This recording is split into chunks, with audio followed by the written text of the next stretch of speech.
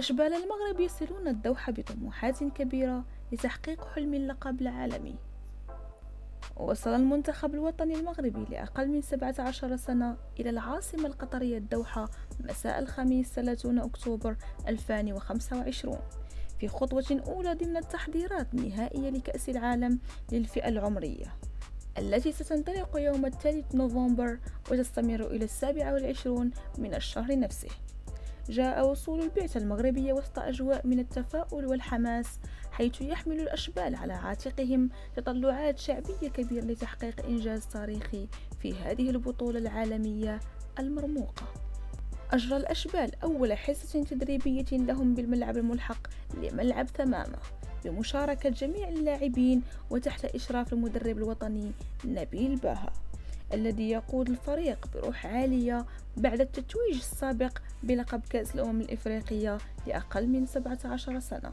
تضمنت الحصة التدريبية الأولى برنامجا متنوعا شمل تمارين استرجاع اللياقة البدنية بعد التجمع التحضيري المغلق في الإمارات العربية المتحدة، إلى جانب تدريبات فنية وتكتيكية للتأقلم مع أجواء المنافسة والتحضيرات نفسية لرفع المعنويات اللاعبين قبل الانطلاقة الرسمية.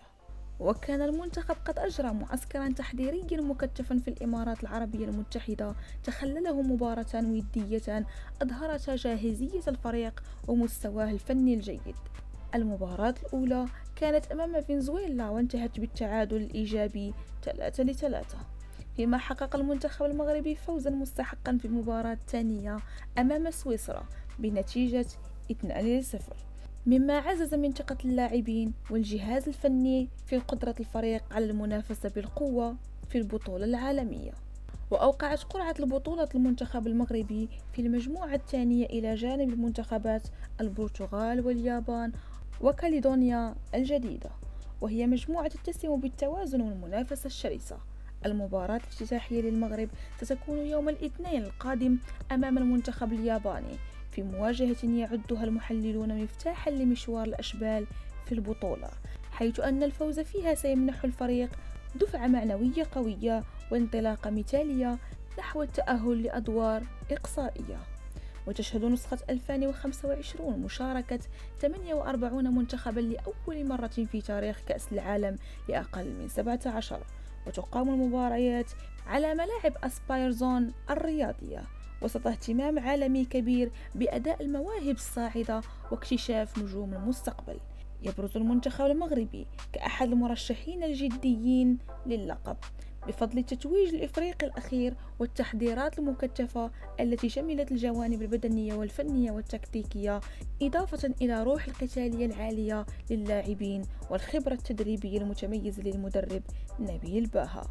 وتسود الأجواء داخل المعسكر المغربي الثقة والحماس، حيث أكد اللاعبون في تصريحات صحفية أن هدفهم هو المنافسة على اللقب وليس فقط على الحضور المشرف، مؤكدين أنهم سيقدمون كل ما في وسعهم لرفع راية المغرب عاليا في هذا الاستحقاق الدولي الكبير. تتواصل التدريبات اليومية في الدوحة وسط دعم جماهيري وإعلامي واسع، على أمل تحقيق إنجاز عالمي يليق بكرة القدم المغربية التي باتت تفرض نفسها على الساحة الدولية في مختلف الفئات العمرية. مواصلة التحضيرات ومتابعة تطورات المنتخب ستكون محطة الأنظار خلال الأيام المقبلة، مع اقتراب موعد المباريات الافتتاحية التي يأمل المغاربة أن تكون بداية رحلة مميزة نحو اللقب العالمي الجديد يضاف إلى رصيد الكرة المغربية ويؤكد التطور الكبير الذي تشهده منظومة تكوين المواهب الشابة في المملكة المغربية. لا تنسوا الاشتراك في القناة وتفعيل زر الجرس لكي يصلكم كل جديد.